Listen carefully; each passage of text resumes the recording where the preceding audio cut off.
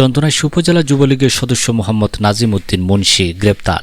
চন্দনাইশ হতে মোহাম্মদ নুরুল আলমের প্রতিবেদনে বিস্তারিত।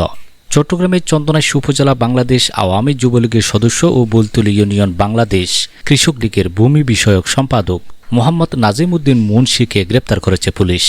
মঙ্গলবার 6 জানুয়ারি সন্ধ্যায় বিষয়টি নিশ্চিত করেন চন্দনাইশ থানার officer in charge OC Mohammad Ilias Khan PPM.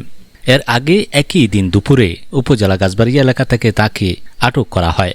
Mohammad Nazim Uddin Munshi Chandanaish উপজেলা বাংলাদেশ আওয়ামী যুবলীগের সদস্য ও বুলতুলি ইউনিয়ন বাংলাদেশ কৃষক লীগের ভূমি বিষয়ক সম্পাদক এবং চন্দনাইশ উপজেলা বুলতুলি ইউনিয়নের 9 নং ওয়ার্ড জাফরাবাদ বুলতুলি কলিমার বাপের বাড়ি এলাকার সপ্তর আহমদের ছেলে। ওসি মোহাম্মদ ইলিয়াস খান পিপিএম জানান, মঙ্গলবার বিকালে তাকে চট্টগ্রাম আদালতে প্রেরণ করা হবে। এই অভিযান অব্যাহত থাকবে বলেও জানান তিনি।